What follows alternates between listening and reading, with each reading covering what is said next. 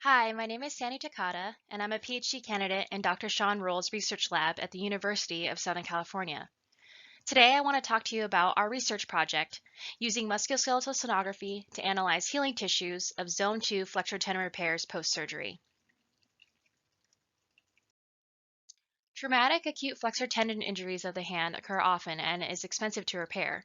Repaired tendons typically take about 10 to 12 weeks to fully heal, and in order to be successful, the tendon ends need to heal together with adequate tensile strength and have unimpeded tendon glide. One of the critical factors to tendon recovery is this timing of when to initiate motion. Movement that is too early risks the tendon rupturing, and movement that is too late risks the development of scar adhesions that limit range of motion. Currently, there are no precise measures of recovery for individualized rehab protocols to inform when to initiate this ideal timing of movement, thereby improving these patient outcomes. We know that musculoskeletal sonography can detect morphologic changes in healthy and pathologic tendons with biomarkers that correlate with immediate as well as long-term outcomes. As such, we believe it is the ideal modality to evaluate tendon healing with precision, facilitating patient successful and efficient recovery. So the purpose of our research is to develop a sonographic image acquisition and analysis protocol to evaluate the healing process of flexor tendons post-surgery. So we're using a 15 to 18 megahertz linear transducer and a Logic E portable ultrasound machine to identify the image acquisition techniques that maximize image quality of the small tendon structures. We also want to examine candidate image analysis methods by reviewing the literature and pilot testing these measures from healthy volunteers and participants with flexor tendon repairs. So this is a basic overview of the anatomy in the area of interest. We are mainly concerned with two tendons, the flexor digitorum superficialis tendons and the flexor digitorum profundus tendons, also known as the FDS and the FDP. So the FDP and the FDS tendons are responsible for bending our fingers. The FDP tendon lies deep to the FDS tendon and superficial to the proximal, middle, and distal phalanges. As you can see on this diagram, the FDP tendon is shown in red. The FDP tendon inserts on the distal phalanx and is responsible for bending the tips of our fingers or the distal interphalangeal joint. The FDP tendon lies superficial to the FDP tendon along the same line of pull. However, the FDS tendon, seen in yellow, bifurcates the proximal phalanx and inserts on the lateral aspects of the middle phalanx. It is responsible for bending the proximal interphalangeal joint.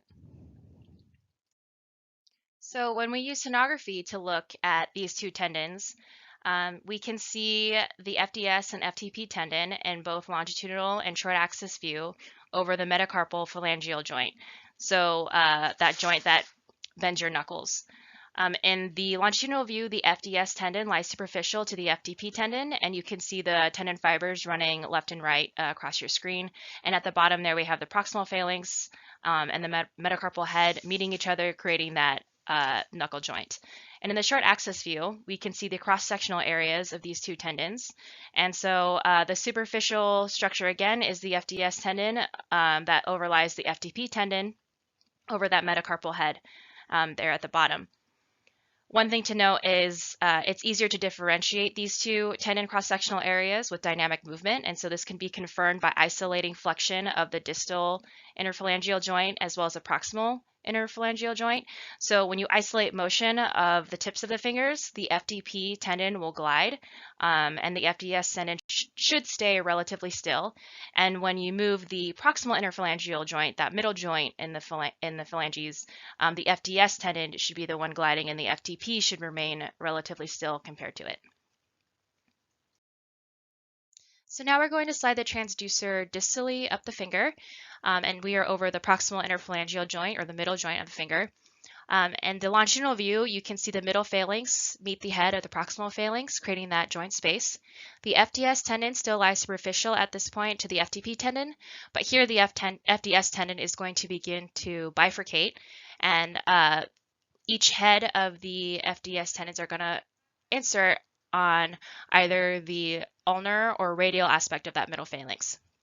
So you can gain a better appreciation for this in the short axis view. So on the right side of the screen, the FDS tendons are beginning to bifurcate or split off from each other, and that FTP tendon is going to remain at that bottom.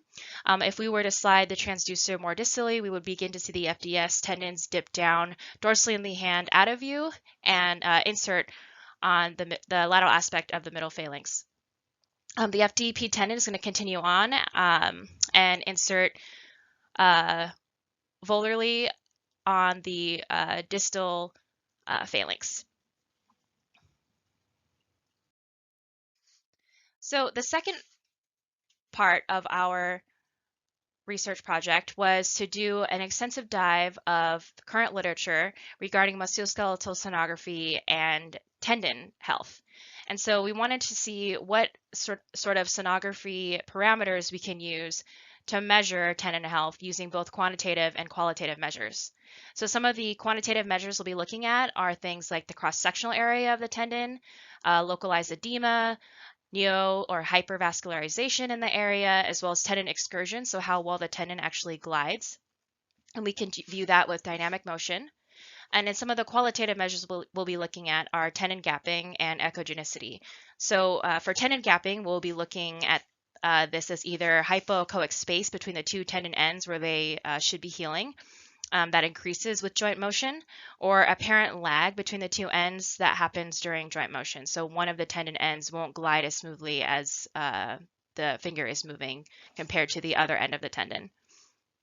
And we'll also be looking at gray cell intensity to determine in a certain region of interest whether or not the affected versus the unaffected hand are different from each other.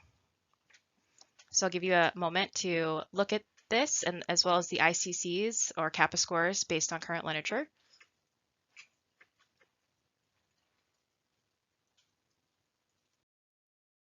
So after researching some of the sonographic parameters in the literature, we applied these measures to healthy participants as well as participants with surgically repaired flexor tendons. And so this slide will give you an appreciation for the differences that you'll see in healthy participants versus surgically repaired FTP tendons. So A and B, again, are longitudinal and short axis views of the FTP tendon. This is over the proximal interphalangeal joint. So that proximal phalanx is meeting that head of the middle phalanx, creating that joint space. And the FTP tendon is above, and it has nice elongated striations that seem very clear to view. And in short axis view, we can see that FTP tendon again, that cross-sectional area over the middle phalanx. In that area too, again, the FDS tendons not labeled here are going to start to bifurcate, so that's what it is above the FTP tendon. In contrast, below in images C and D, we have that longitudinal and short axis view again in that same area of a participant with an FDP tendon repair. In image C, you can see this X that the arrow is pointing to, and those are the core sutures that remain in that FTP tendon that are healing. The FTP also, you'll notice, will not have as clear and nice striations that span from the left and right side of the screen. You can also see more inflammation that's apparent in that area, as well as scar tissue and scar adhesions that are going to impede that tendon glide that you'll be able to see with dynamic motion. In image D, we're looking at the short axis view of the FTP tendon. And so the arrows are pointing to that cross-sectional view of the core sutures that you see on the in image C. And outlined in the circle is the cross-sectional area of the FTP tendon. And you can really appreciate the differences here between B and D, where the image in D shows a lot more inflammation, a lot less clear defined area surrounding the FTP, and that's due to all of that inflammation in that tendon space. The FTP above doesn't have nearly as much inflammation and has a lot more homogeneous tendon fibers throughout that entirety of that tendon.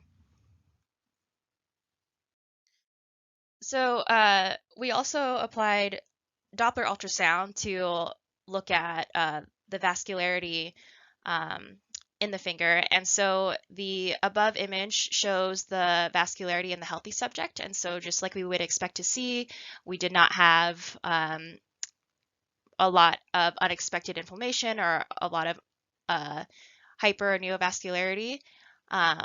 We could just see the ulnar digital artery here that we would expect to see that runs along the ulnar aspect of that digit. However, in contrast to the participant with that surgically repaired FTP, you can see in this long axis view this presence of intratendinous neovascularity that's within the FTP itself. And so we also saw a lot more inflammation that surrounded that area that we picked up with the Doppler. And that is something that we were not seeing in healthy participants.